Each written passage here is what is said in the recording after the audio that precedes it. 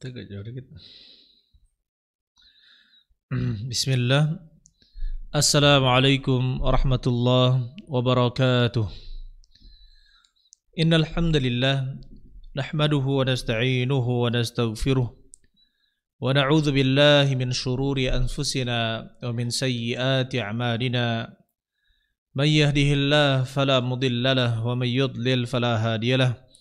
Asyhadu an la ilaha illallah wahdahu la syarika lah wa asyhadu anna Muhammadan abduhu wa rasuluh. Allahumma salli ala nabiyyina Muhammad wa ala ali Muhammad kama sallaita ala Ibrahim wa ala ali Ibrahim innaka Hamidum Majid.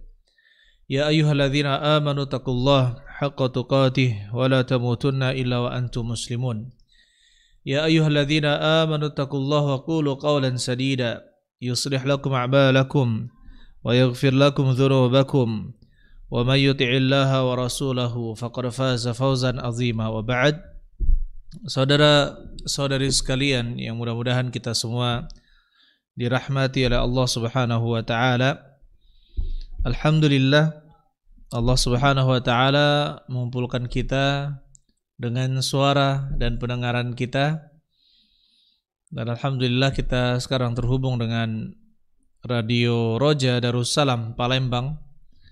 Begitu pula di live streamingkan melalui akun Facebook dan yang lainnya oleh Radio Roja Darussalam Palembang. Mudah-mudahan Allah Subhanahu wa taala berikan kepada kita kekuatan untuk selalu taat kepada Allah Subhanahu wa taala. Ayyuhal ikhwan rahimani wa rahimakumullah. Saudara-saudari sekalian yang mudah-mudahan kita dirahmati oleh Allah Subhanahu wa taala. Pada hari ini kita melanjutkan kajian kita membahas kitab Arba'una Haditsan fit Tarbiyati wal Manhaj.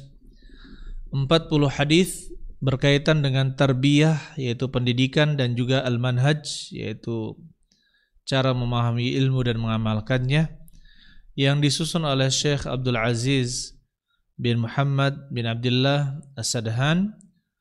Dan alhamdulillah kita pada hari ini membahas hadis yang ke-11 dari hadis ini. Mudah-mudahan dengan izin Allah kita bisa mengkhatamkan hadis-hadis yang terdapat di dalam buku ini, karena begitu besar faedah yang terdapat di dalamnya. Saya bacakan hadis yang ke-11, yaitu tentang keutamaan mencintai Allah dan Rasulnya. An Umar ibn al-Khattab radhiyallahu ta'ala anhu, diriwayatkan dari Umar bin al-Khattab radhiyallahu ta'ala anhu, mudah-mudahan Allah meridhoinya, anna rajulan, bahwasanya seorang laki-laki, ala ahdi Nabi sallallahu alaihi wasallam, di zaman Nabi sallallahu alaihi wasallam, kana ismuhu Abdullah, namanya adalah Abdullah, wa kana yulaqqabu himaran, dan julukannya adalah himar. Himar itu artinya keledai. Wa kana yudhiku Rasulullah sallallahu alaihi wasallam, dan dulu beliau sering membuat tertawa Rasulullah sallallahu alaihi wasallam. Wa kana Nabi sallallahu alaihi wasallam qad jaladahu fi syarab, dan dulu beliau, yaitu Nabi sallallahu alaihi wasallam, sudah pernah mencambuknya atau menghukum dera karena minum khamr, minuman keras. Fa utiya bihi yauman, kemudian didatangkan beliau lagi pada suatu hari. Fa amara bihi, dan Nabi sallallahu alaihi wasallam memerintahkannya kembali. Fa julid, dan dia pun didera. Fa qala rajulun minal qaum, maka berkatalah seorang laki-laki dari suatu kaum, Allahumma al'anhu, ya Allah laknatlah dia. Ma akthar ma yu'ta bihi, betapa banyak dia didatangkan karena minum khamr. Faqala Nabi sallallahu alaihi wasallam, la tal'anuhu, janganlah kalian melaknatnya. Fawallahi, dan demi Allah, ma alimtu illa annahu yuhibbullaha wa rasulahu. Saya tidak mengetahui kecuali dia mencintai Allah dan juga Rasulnya.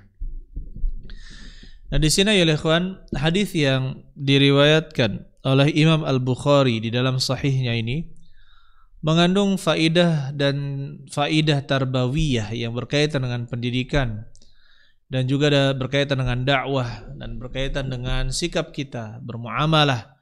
Begitu pula akhlak di dalam masyarakat, bagaimana Nabi Shallallahu Alaihi Wasallam mengajarkan kepada para sahabatnya untuk jangan sembarang melaknat orang, jangan sembarang melaknat orang.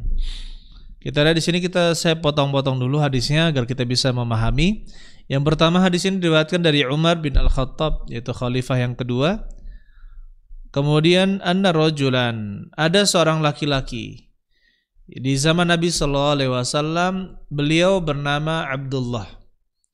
Dia seorang sahabat, Abdullah. Tapi memiliki laqab, yaitu julukan keledai. Bahkan dia dikenal dengan nama himar, dengan nama keledai. Tapi nama sebenarnya adalah Abdullah. Ya, nama sebenarnya adalah Abdullah. Dan kebiasaan Abdullah ini, beliau sering bercanda.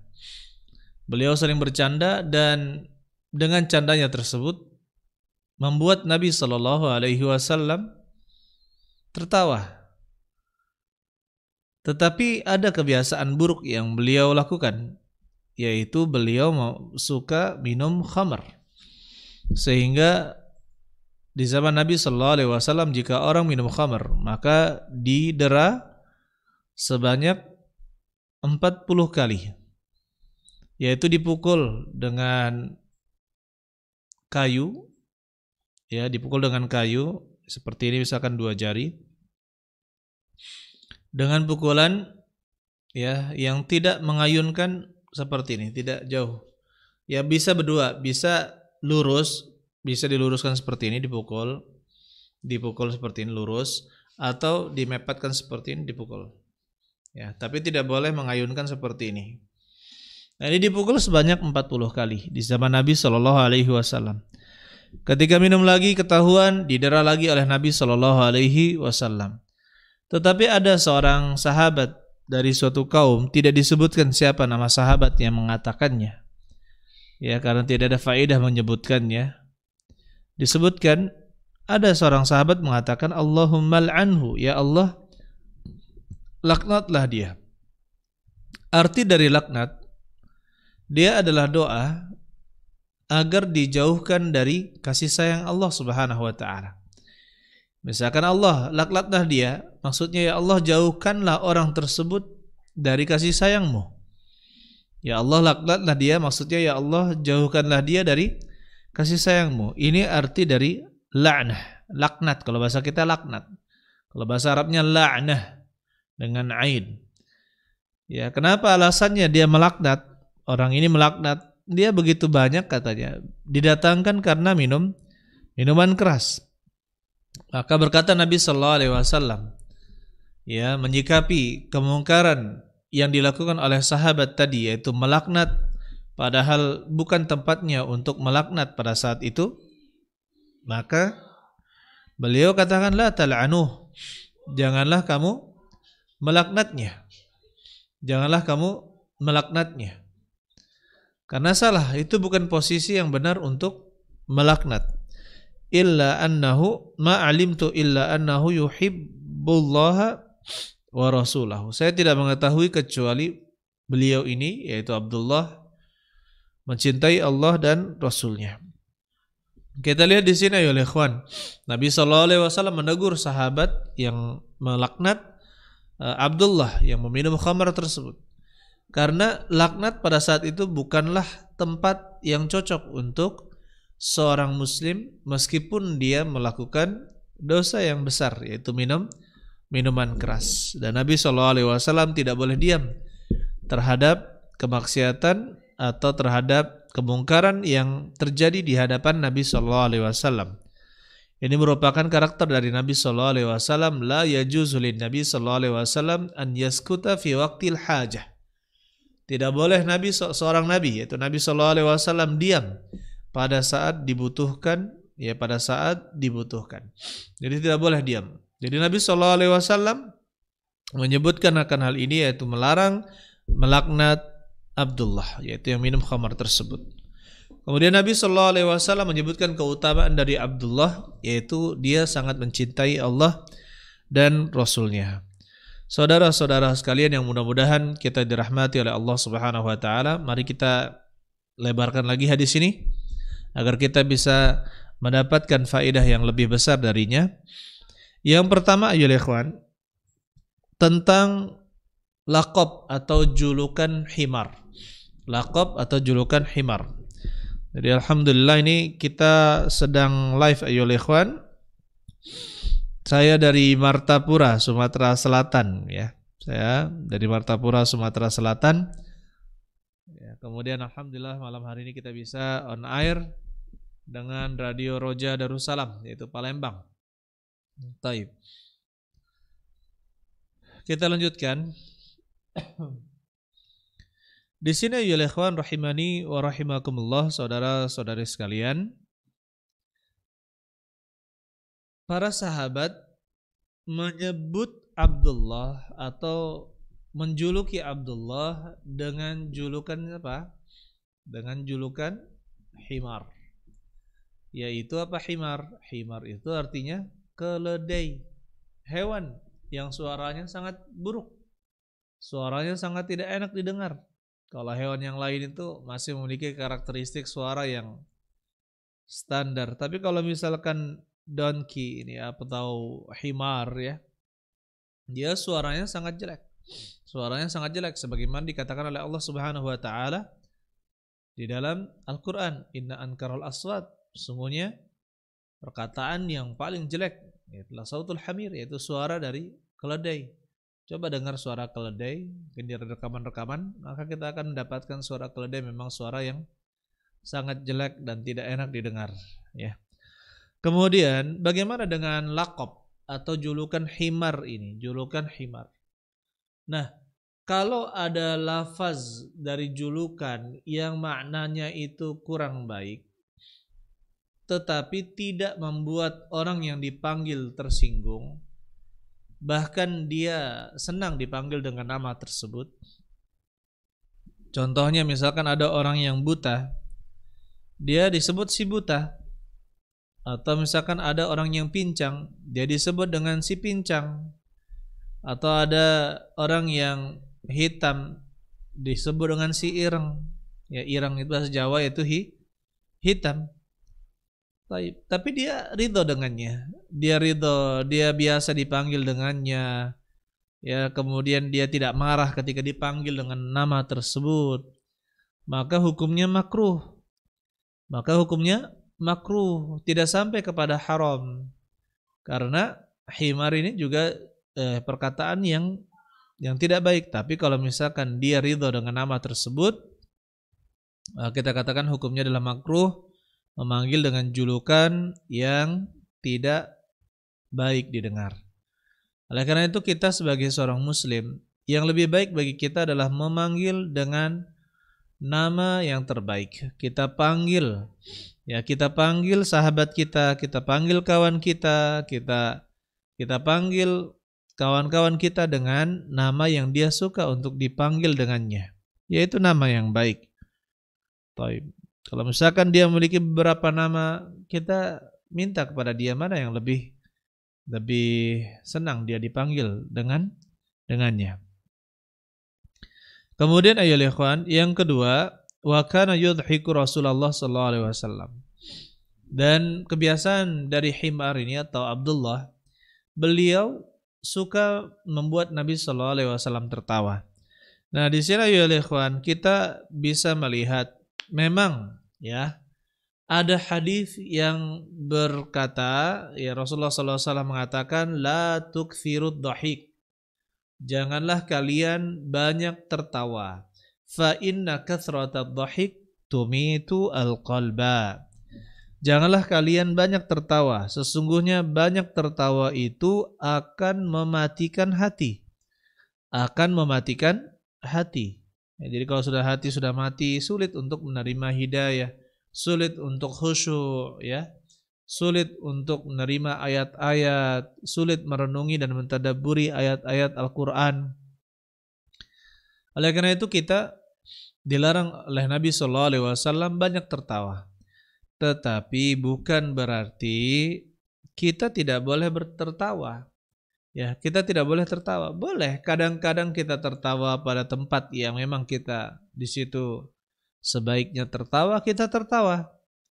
Ya, misalkan sedang bercanda dengan yang lain, tentu bercanda tersebut ya diperbolehkan ya tanpa ada ghibah di dalamnya.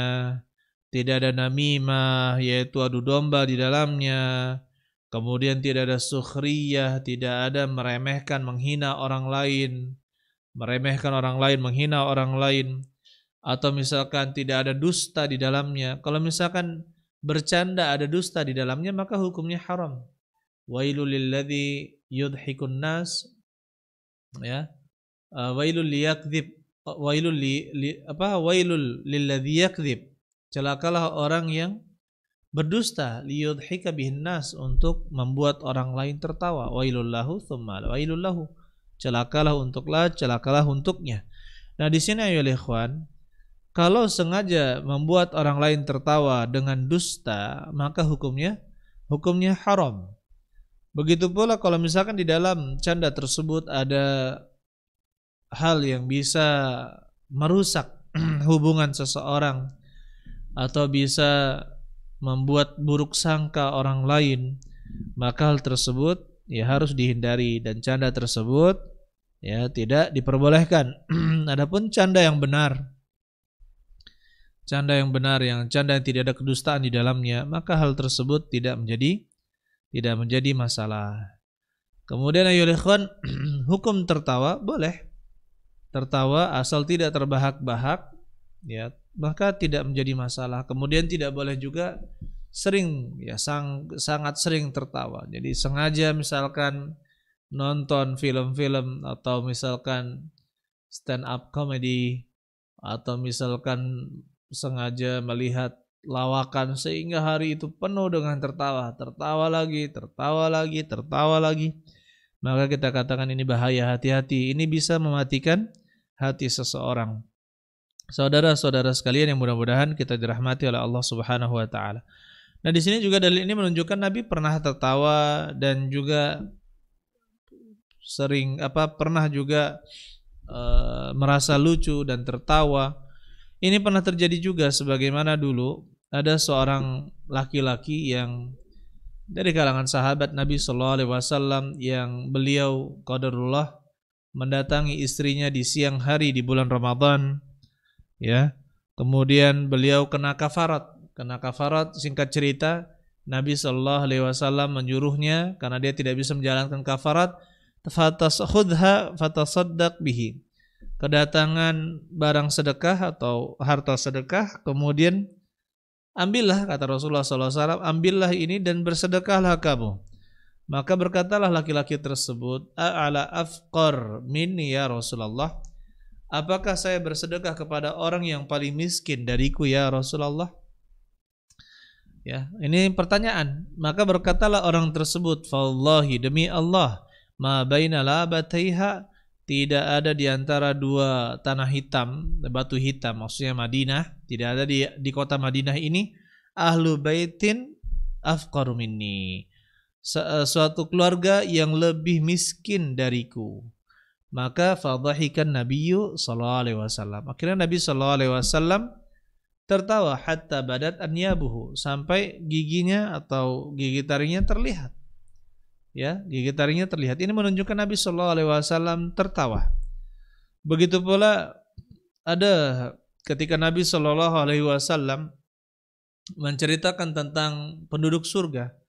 Di antara penduduk surga itu ada yang meminta istadzana rabbahu, dia minta izin kepada Rabbnya lizar' untuk bercocok tanam. Jadi ada ahli surga yang izin kepada Robnya untuk bercocok tanam.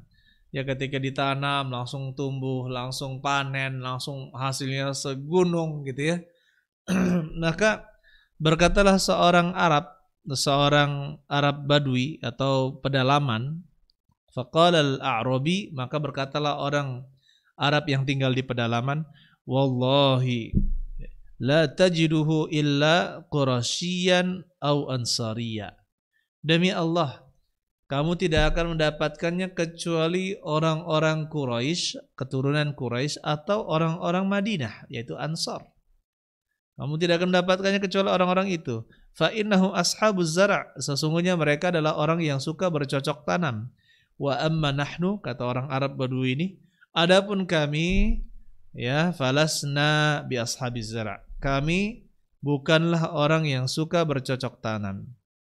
Dan di sini Nabi sallallahu alaihi wasallam fadhahikan Nabi sallallahu alaihi wasallam, dan Nabi sallallahu alaihi wasallam pun tertawa. Nah, di sini ya ikhwan, jadi jangan juga menjadi manusia. Terkadang ada orang yang ahli ibadah, kemudian dia sudah berhijrah, dia berkomitmen untuk serius untuk beribadah. Ya akhirnya dia menyangka bahwa kita tidak boleh tertawa sama sekali, harus serius. Bahkan ketika melihat orang yang bercanda atau dia membuat orang lain tertawa padahal dia benar, tidak berdusta, kemudian dia merasa marah atau jengkel dengan hal tersebut, maka kita katakan ayo ikhwan, ada waktunya dan ada waktunya. Ketika kita serius, maka serius. Ketika kita lagi santai berbincang kepada kawan, ada waktunya kita bercanda, maka bercandalah pada saat itu. Ya, bercandalah pada saat itu, dan yang terlarang adalah banyak tertawa.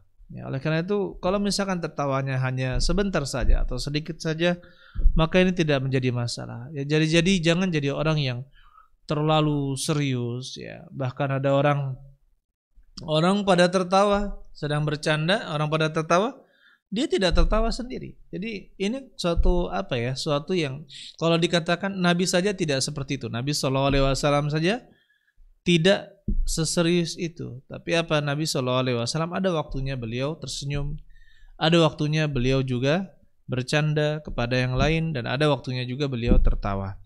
Saudara-saudari sekalian, mudah-mudahan kita dirahmati oleh Allah Subhanahu wa taala. Kemudian di sini kita bisa lihat faedah yang sangat besar bahwa sahabat Nabi tadi yang melihatnya mengatakan Allahumma al'anhu, ya Allah laknatlah dia. Nah, di sini dikritik oleh Nabi sallallahu alaihi wasallam. La tal'anuh, janganlah kalian melaknatnya, Fallah, dan seterusnya, demi Allah saya tidak mengetahui darinya kecuali dia mencintai Allah dan Rasulnya. Ini keutamaan Abdullah yang dijuluki Himar tadi. Nah, di sini ya ikhwan, melaknat seorang muslim itu tidak diperbolehkan. Melaknat seorang muslim dengan yaitu maksud laknat itulah agar dia terjauhkan dari rahmat Allah, maka ini tidak dibolehkan. Tidak dibolehkan. Ya, boleh kita melaknat orang yang memang sudah kafir, dalam keadaan kafir, musyrik. Atau misalkan dia adalah gembong orang kafir, tetapi kita pun mengatakan mudah-mudahan Allah melaknatnya in mata ala dzalik, jika dia mati dalam kekafiran tersebut. Mudah-mudahan Allah melaknatnya jika dia mati dalam keadaan kafir tersebut, dalam kekafirannya tersebut.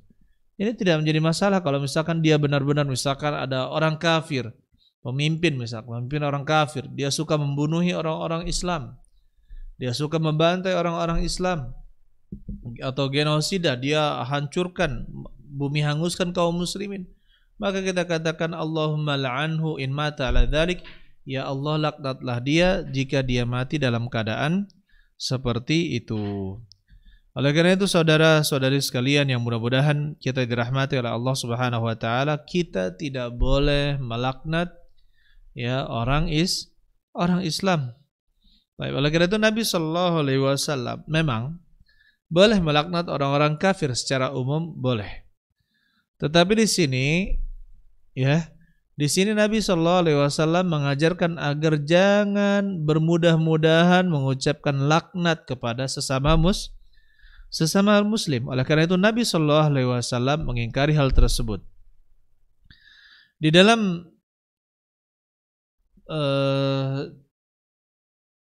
dalam sahih, kitab sahih disebutkan lam yakun an-nabiyyu sallallahu alaihi wasallam sabbabah. Nabi sallallahu alaihi wasallam bukanlah orang yang suka mencelah. Wala fahishan, dan bukan orang yang suka berkata kasar, berkata kotor. Wala la'anan, dan bukan pula orang yang suka melaknat. Oleh karena itu Nabi sallallahu alaihi wasallam juga katakan dalam hadis lain, inni lam ub'ats la'anan wa innama bu'itsu rahmatan. Sesungguhnya saya tidak diutus sebagai tukang laknat, sebagai tukang laknah, tetapi saya diutus sebagai rahmat, sebagai penebar kasih sayang. Begitu pula kata Nabi sallallahu alaihi wasallam, la yanbaghi lisiddiq, tidak sepantasnya untuk orang yang jujur, orang yang membenarkan, an yakuna la'ana, untuk menjadi orang yang suka melaknat. Jadi di sini kita harus berhati-hati oleh ikhwan, ya, jangan sampai kita melaknat, atau semisal dengan laknat adalah mengatakan fulan atau fulanah, orang tersebut mentang-mentang dia berpakaian seksi, maka kita katakan dia muslimah, kita katakan ini penghuni neraka, dia penghuni neraka. Ini sama, laknat itu tidak diperbolehkan seperti itu juga. Begitu pula apa? Begitu pula mengecap orang ini berada di neraka karena melakukan perbuatan maksiat. Apakah mungkin ketika kita sedang dalam ketaatan, kemudian kita melihat orang dalam kemaksiatan, yang itu adalah dosa yang besar, apakah mungkin posisinya sebelum meninggal posisi tersebut terbalik? Jawabannya sangat mungkin. Kita bisa saja di akhir hayat kita melakukan perbuatan maksiat seperti itu, dan dia bisa jadi berhijrah dan kembali kepada Allah Subhanahu wa taala dan menggantikan posisi kita menjadi orang yang taat. Oleh karena itu tidak boleh kita tidak boleh menghina orang lain, tidak boleh merasa diri kita sudah lebih dari orang lain. Tidak boleh. Gitu pula dalam hal ini kita mengecap orang lain masuk ke dalam neraka padahal dia masih muslim. Oleh karena itu ya ikhwan, di sini juga terdapat faidah bahwasanya orang yang minum khamar atau secara umum orang yang melakukan dosa besar maka tidak dihukumi kafir. Ahli sunnah wal jamaah memandang orang yang melakukan dosa besar maka tidak dihukumi kafir. Ya, kecuali dia melakukan dosa seperti syirik, kekafiran, yang itu sangat jelas, maka kita kafirkan dia. Kemudian di sini ayo ikhwan kita lihat bagaimana perbuatan Nabi sallallahu alaihi wasallam. Ketika Nabi sallallahu alaihi wasallam melarang la tal'anu, janganlah kalian melaknatnya. Ini adalah teguran atas kesalahan mereka. Tapi di satu sisi dia menyebutkan di hadapan Abdullah Al-Himar ini, ma'alimtu illa anna yuhibbullaha wa rasulah. Saya tidak mengetahui kecuali dia ini mencintai Allah dan Rasulnya. Disebutkan keutamaannya.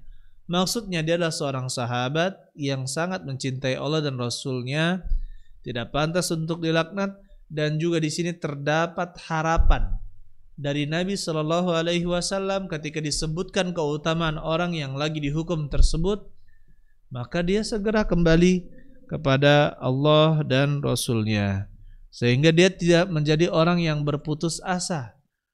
Ya, ada kita dapatkan banyak orang yang dia itu misalkan hari-harinya, ya, misalkan saya pernah bertemu orang yang punya prinsip tiada hari tanpa maling katanya. Pokoknya setiap hari harus ada yang saya maling. Ini pernah saya dapatkan dengan telinga saya sendiri. Saya dapatkan orang bercerita kepada saya. Katanya saya dulu sebelum tobat katanya saya punya prinsip tiada hari tanpa maling. Nah kita katakan Atau misalkan ada orang-orang yang terbiasa bermaksiat, tidak sholat, ya kita katakan ayyuhal ikhwan rahimani wa rahimakumullah, terkadang banyak perasaan-perasaan dari pelaku maksiat, dia sudah berputus asa. Berputus asa dari rahmat Allah Subhanahu wa taala. Padahal tidak boleh. Tidak boleh orang yang melakukan perbuatan maksiat dia berputus asa dari rahmat Allah Subhanahu wa taala. Oleh karena itu Nabi sallallahu alaihi wasallam, ya, Nabi sallallahu alaihi wasallam tidak membiarkan psikologis dari Abdullah ini hancur, rusak. Misalkan dia dihina, diinjek-injek lagi gitu kan, secara namanya diinjek-injek lagi. Kemudian apa akhirnya dia tuh drop, dia artinya frustasi, akhirnya apa? Tidak mau taat, bahkan meninggalkan agama Islam. Nauzubillahi min dzalik. Oleh karena itu, ayyuhal ikhwan rahimani wa rahimakumullah, kita harus ingat, dan ini juga mungkin ada sebagian pendengar yang sudah terlanjur dalam kubangan dosa dan maksiat. Mungkin ada yang terlanjur menjadi, ya, orang yang suka melakukan perbuatan dosa besar seperti berzina atau minum minuman keras atau suka berjudi atau suka meninggalkan kewajiban-kewajiban. Maka saya ingatkan, di dalam surat Az-Zumar ayat 53, Allah Subhanahu wa taala katakan, Qul ya ibadiyalladzina asrafu ala anfusihim la taqnatu min rahmatillah innallaha yaghfirudz dzunuba jami'a innahu huwal ghafurur rahim. Qul ya ibadi, katakanlah wahai hamba-hambaku, alladzina asrafu ala anfusihim, yang mereka telah berlebih-lebihan, ya, melakukan dosa yang pada diri mereka sendiri, ya, terlalu banyak melakukan dosa. La taqnatu min rahmatillah, janganlah kalian berputus asa dari kasih sayang Allah. Innallaha yaghfirudz dzunuba jami'a, sesungguhnya Allah mengampuni segala dosa. Innahu huwal ghafurur rahim, sungguhnya Allah itu Maha Pengampun lagi Maha Penyayang. Jadi tidak ada alasan untuk tidak bertobat. Tidak ada alasan untuk tidak berhijrah. Oleh karena itu, tinggalkanlah lingkungan-lingkungan yang buruk, kemudian beralihlah kepada lingkungan-lingkungan yang saleh. Bertemanlah dengan teman yang baru yang bisa membimbing kepada akhirat. InsyaAllah kita kehilangan teman yang lama yang mengajak kita kepada kemaksiatan, maka kita insyaallah akan mendapatkan teman yang baru yang akan membimbing kita ke surga insyaallah. Saudara-saudari sekalian yang mudah-mudahan kita dirahmati oleh Allah Subhanahu wa taala, di sini juga terdapat kelemah lembutan Nabi sallallahu alaihi wasallam. Pada Senin lalu kita sudah sebutkan dalil tentang kelemah lembutan, dan Nabi sallallahu alaihi wasallam di dalam hadis yang sangat banyak, ya, menganjurkan untuk selalu berlemah lembut. Kemudian ayyuhal ikhwan, dan di sini penting untuk memberikan nasihat. Ya, jangan sampai kita ketika melihat kemungkaran kita diam. Kita lakukan apa yang bisa kita lakukan. Apa yang bisa kita lakukan dalam mengingkari kemungkaran, maka kita lakukan hal tersebut. Kemudian ayyuhal ikhwan rahimani wa rahimakumullah, silakan kalau misalkan ada pertanyaan dari saudara-saudari sekalian, maka bisa ditanyakan ke nomor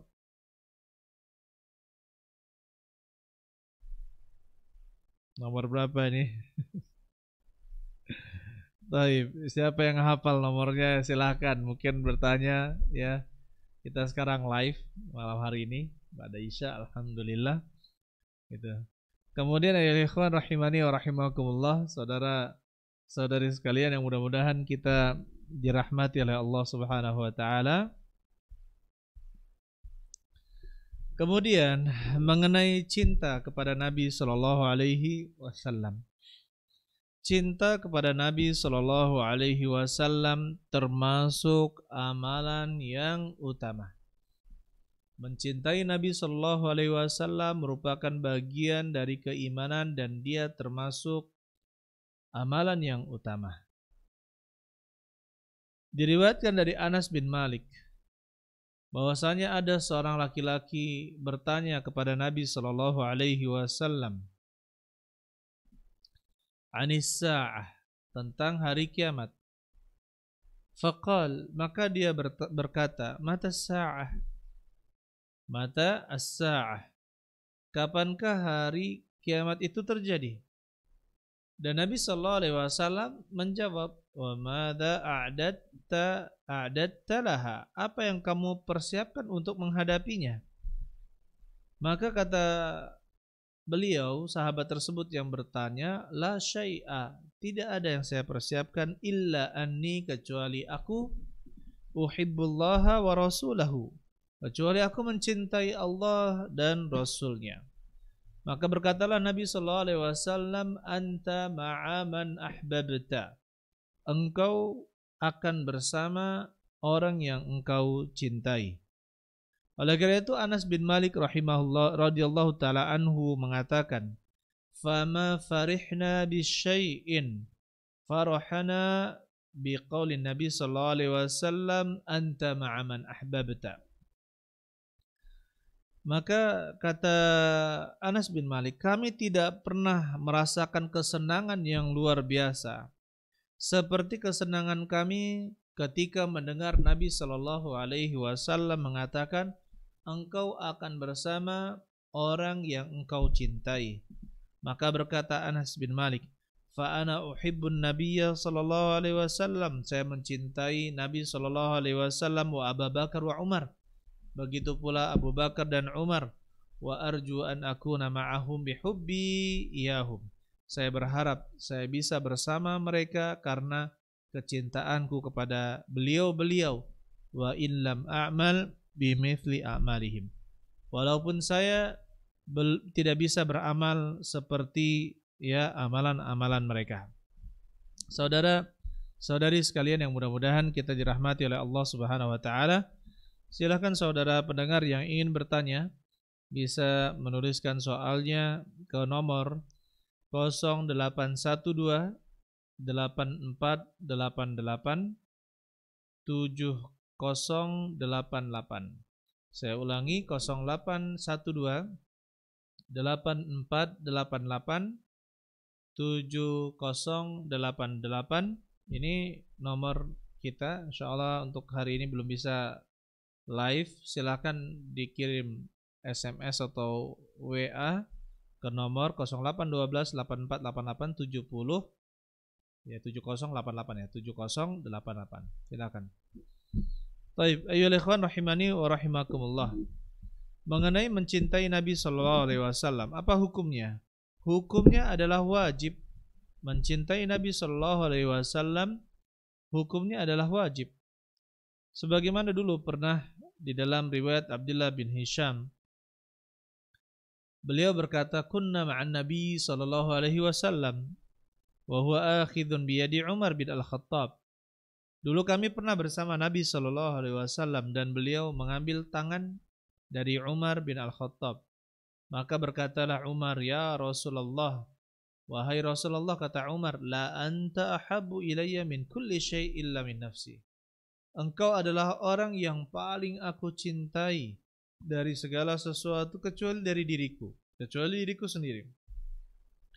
Faqala Nabi sallallahu alaihi wasallam, maka berkatalah Nabi sallallahu alaihi wasallam, ya, maka berkata Nabi sallallahu alaihi wasallam, berkata, la walladzi nafsi biyadihi, tidak ya Umar, demi yang jiwaku berada di tangannya, hatta akuna ahabba ilaika min nafsik, sampai aku, kata Rasulullah SAW, menjadi orang yang lebih engkau cintai daripada dirimu sendiri. Faqala lahu Umar, berkatalah Umar, fa innahu al-an wallahi la anta ahabu ilayya min nafsi. Demi Allah, sekarang kata Umar, engkau adalah orang yang paling aku cintai meskipun dari diriku sendiri. Faqala Nabi sallallahu alaihi wasallam, maka berkatalah Nabi sallallahu alaihi wasallam, al-an ya Umar, sekarang wahai Umar, ya, barulah sempurna keimanan Umar bin Al-Khattab, menjadikan Nabi sallallahu alaihi wasallam sebagai yang lebih dicintai dari segala sesuatu kecuali kepada Allah. Jadi kecintaan kita kepada Allah adalah segala sesuatu, ya. Kemudian setelah itu kecintaan yang kedua adalah kecintaan kepada Nabi Muhammad sallallahu alaihi wasallam. Ketika kita mencintai Allah, maka kelazimannya kita harus juga mencintai Nabi sallallahu alaihi wasallam. Rasulullah sallallahu alaihi wasallam juga mengatakan, la yu'minu ahadukum hatta akuna ahabba ilaihi min walidihi wa waladihi wan nasi ajma'in. Tidak sempurna keimanan seorang di antara kalian sampai saya menjadi orang yang lebih dia cintai daripada orang tuanya, anaknya, dan seluruh manusia. Begitu pula dalam lafaz yang lain, la yu'minu ahadukum hatta akuna ahabba ilaihi min malihi wa ahlihi wan nasi ajma'in. Tidak sempurna seorang di antara kalian sampai saya lebih dicintai olehnya dari hartanya. Ini ada kelebihan lafaz, yaitu hartanya, keluarganya, wan nasi ajma'in, dan seluruh manusia. Oleh karena itu, ya ikhwan rahimani wa rahimakumullah, hukum mencintai Nabi sallallahu alaihi wasallam adalah wajib. Dan bagi yang tidak mencintai Nabi sallallahu alaihi wasallam, maka siap-siap untuk mendapatkan hukuman baik di dunia atau di akhirat. Sebagaimana yang disebutkan oleh Allah Subhanahu wa taala di dalam surat At-Taubah ayat 24. Qul in kana aba'ukum, katakanlah, jika bapak-bapak kalian, wa abna'ukum, dan anak-anak kalian, wa ikhwanukum, dan saudara-saudara kalian, wa azwajukum, dan istri-istri kalian, wa ashiratukum, dan kerabat-kerabat kalian, wa amwalun, dan harta, ya, iqtaraftumuha, yang kalian usahakan, wa tijaratun takhshawna kasadaha, dan perniagaan yang kalian takut merugi, wa masakinu tardawnaha, dan tempat-tempat tinggal yang kalian ridhoi, ahabba ilaikum, lebih kalian cintai, minallahi wa rasulihi, wa daripada Allah dan Rasulnya, wa jihadin fisabilih, dan juga dari berjihad di jalan Allah, fatarabbasu, maka nantikanlah, hatta ya'tiya amrullah, hatta ya'tiya Allah bi amri, sampai Allah datang dengan urusannya, Allah datang dengan keputusannya. Wallahu la yahdil qaumal fasiqin, Allah tidak menunjuki kaum yang fasik. Nah di sini ya ikhwan, nantikanlah sampai datang keputusan Allah. Maka di sini para ulama tafsir menyebutkan bahwa makan yang disegerakan atau hukuman di akhirat, ya, sampai di akhirat atau hukuman yang disegerakan. Jadi berhati-hati terhadap hal ini. Kemudian kita ada pertanyaan dari ikhwan di sini. Ustadz, bagaimana cara kita mencintai seseorang padahal kita tidak pernah bertemu dengan mereka? Bukankah tak kenal maka tak cinta? Masya Allah. Jawabannya tidak harus. Ketika kita mencintai Nabi Shallallahu Alaihi Wasallam, maka tidak harus kita bertemu dengan beliau.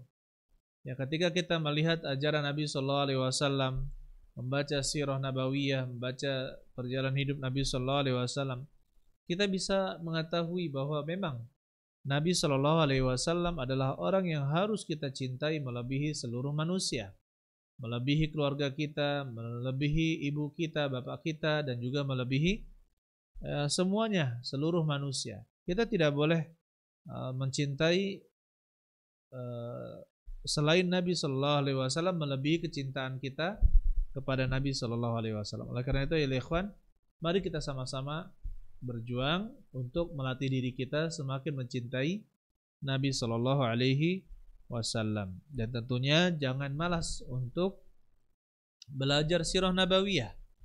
Jangan malas untuk belajar sejarah Nabi Shallallahu Alaihi Wasallam.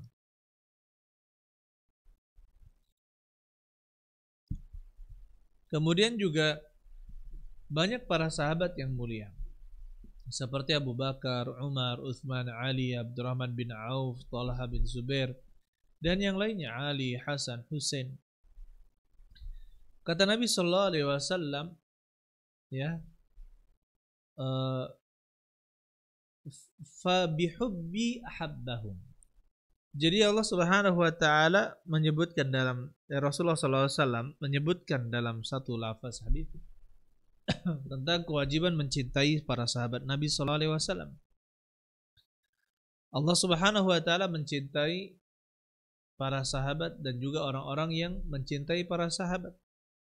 Kemudian kata Nabi sallallahu alaihi wasallam, fa bihubbi ahabbahum, dengan kecintaanku, ya, karena kecintaanku kepada para sahabat, ya, maka Allah menjadikan Allah mencintai mereka. Oleh karena itu, orang-orang yang mencintai para sahabat, bagaimana kita bisa mencintai para sahabat Nabi Sallallahu Alaihi Wasallam? Caranya adalah dengan apa? Dengan kita banyak membaca kisah dan keutamaan dari para sahabat Nabi Sallallahu Alaihi Wasallam. Pertanyaan nomor 2, Ustadz, ada teman ana yang saleh, tapi ada satu kebiasaan buruknya yang membuat saya membencinya. Memang kebaikannya lebih banyak, namun saya tetap merasa benci padanya karena kebiasaannya yang salah tersebut. Apakah kebencian saya bisa menyebabkan saya tidak berkumpul dengannya di akhirat kelak? Yang pertama, ayolah ikhwan, kalau misalkan kita mendapatkan teman itu tidak ada yang sempurna. Pasti ada saja cacatnya, ada saja keburukannya.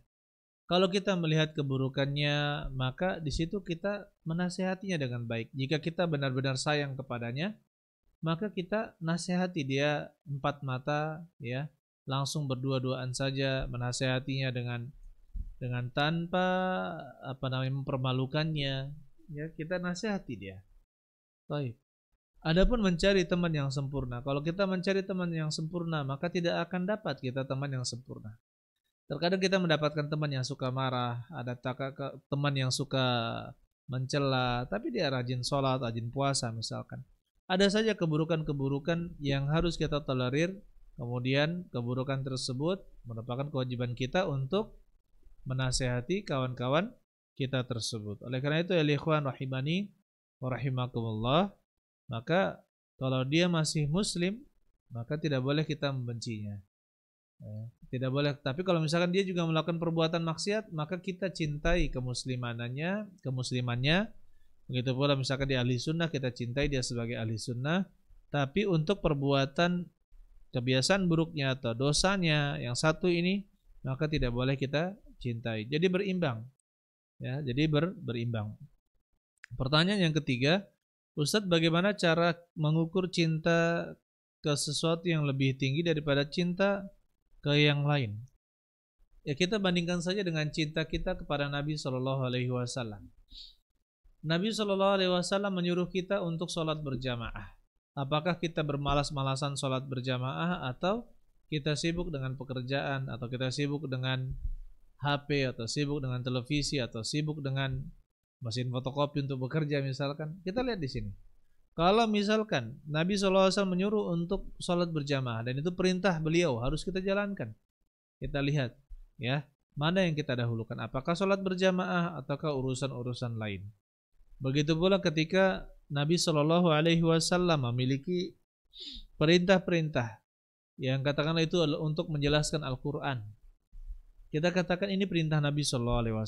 Kita bandingkan. Nabi katakan seperti ini, bagaimana pengamalan kita? Apakah kita mengikuti perintah Nabi Sallallahu Alaihi Wasallam ataukah tidak? Maka di sini kita bisa melihat sebenarnya hati kita ini condong mencintai siapa. Ketika Nabi Shallallahu Alaihi Wasallam misalkan menyuruh ya agar para lelaki menjaga istrinya, tidak mengeluarkan istrinya kecuali pada saat hajat saja. Ya, sementara itu apa? Malah dia memamerkan aurat istrinya, kemudian disuruh untuk berdandan yang luar biasa, pakai pakaian yang penuh dengan pernak-pernik sehingga menjadi manusia memandang kepadanya atau orang-orang memandang kepadanya. Seperti ini menyelisihi Rasulullah Shallallahu Alaihi Wasallam. Nah, dari sini, dari kemaksiatan yang kita lakukan, menyelisihi perintah-perintah Nabi Shallallahu Alaihi Wasallam, kita bisa melihat ya kadar kecintaan kita, ya mana yang lebih kita cintai, apakah Nabi Shallallahu Alaihi Wasallam ataukah sesuatu yang lain. Di sini pertanyaan keempat, bagaimana caranya seorang hamba bisa mengetahui bahwa sesuatu itu dicintai atau diridhai oleh Allah Subhanahu wa taala? Cara mengetahuinya adalah dengan belajar. Langsung berguru ya, minta nasihat dan terus belajar, mempelajari Al-Qur'an dan juga hadis-hadis Nabi sallallahu alaihi wasallam, mempelajari syariat. Apa yang sesuai syariat, ketahuilah itulah yang dicintai Allah dan Rasulnya. Dan yang tidak sesuai dengan syariat, maka ketahuilah itulah yang dibenci oleh Allah dan Rasulnya. Jadi kita tidak ada jalan untuk mengetahui apa yang dicintai oleh Allah dan Rasulnya dan apa yang diridhai oleh Allah Subhanahu wa taala kecuali dengan dalil. Kecuali dengan dalil, bukan dengan prasangka-prasangka. Kalau misalkan dengan prasangka tidak bisa.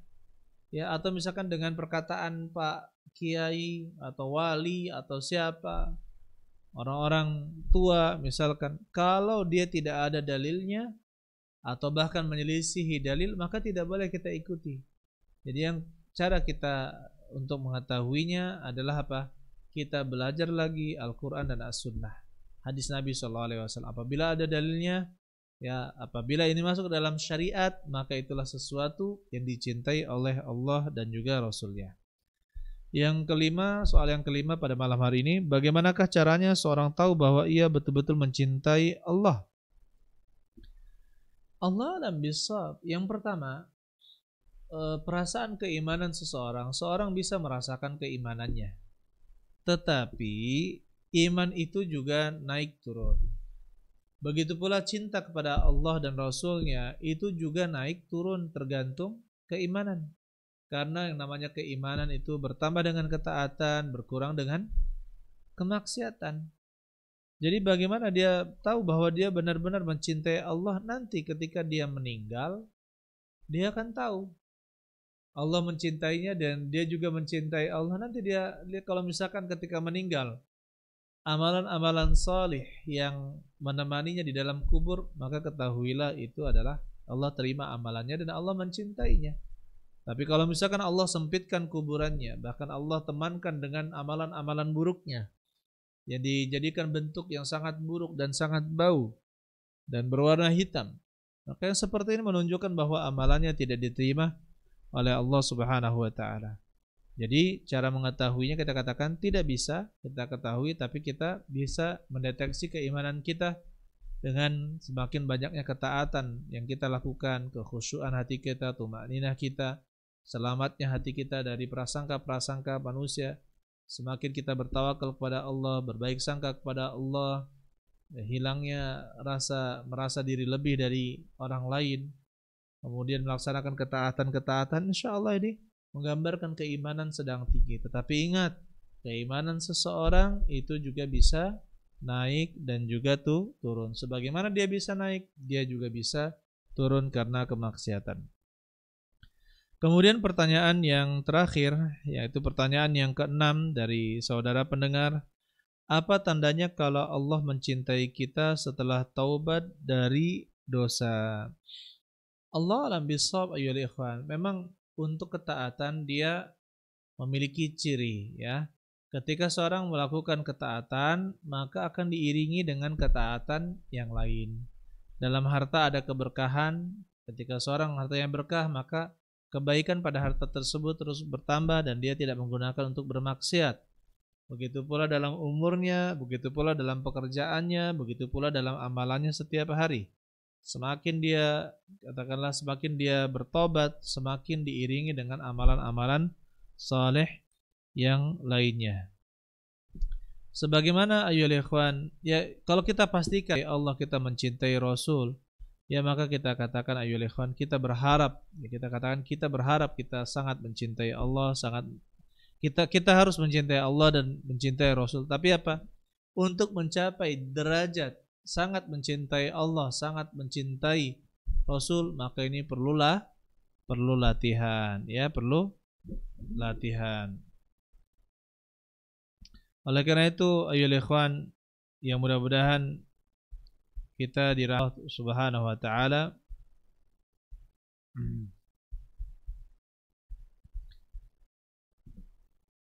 Kita diperintahkan untuk selalu bertakwa kepada Allah Subhanahu wa taala.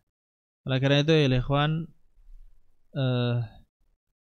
sebenarnya ya untuk tanda-tanda orang yang mencintai Allah, mencintai Rasulullah SAW itu sangat banyak ya. Tapi kalau untuk memastikan kita akan mati dalam keadaan mencintai Allah, maka kita tidak mengetahuinya. Saya telah menulis kitab atau buku yang berjudul Bersama Sang Kekasih di Surga. Di sana saya sebutkan ciri-ciri orang yang mencintai Nabi Sallallahu Alaihi Wasallam, begitu pula ciri-ciri orang yang tidak mencintai Nabi Sallallahu Alaihi Wasallam. Silahkan bisa dilihat di buku tersebut Bersama Sang Kekasih di Surga. Dan saya sudah, seingat saya sudah kirimkan file, sepertinya sudah dia upload di internet di kuncikebaikan.com, tulisan saya tentang ciri-ciri orang yang mencintai Nabi Sallallahu Alaihi Wasallam dan ciri-ciri orang yang tidak mencintai Nabi Sallallahu Alaihi Wasallam. Mudah-mudahan kita semua termasuk orang ya yang mencintai Nabi Sallallahu Alaihi Wasallam di atas segala kecintaan kita kepada makhluk. Allahu a'lam bissawab. Saya rasa cukup kajian kita pada malam hari ini. Barakallahu li wa lakum wa jami'al muslimin. Saya ucapkan terima kasih kepada tim Roja Darussalam Palembang yang sudah berusaha keras untuk acara ini. Begitu pula kepada tim media Kunci Kebaikan TV di Pondok Pesantren Darul Quran wal Hadits yang sudah membantu untuk menyiapkan segala perlengkapan. Mudah-mudahan Allah Subhanahu wa taala memberikan kita semua, baik saya pendengar, keistiqomahan, ketaatan dan juga rahmat Allah Subhanahu wa taala. Ya, akhirnya subhanakallahumma wa bihamdik asyhadu an la ilaha illa anta astaghfiruka wa atubu ilaik. Assalamualaikum warahmatullahi wabarakatuh.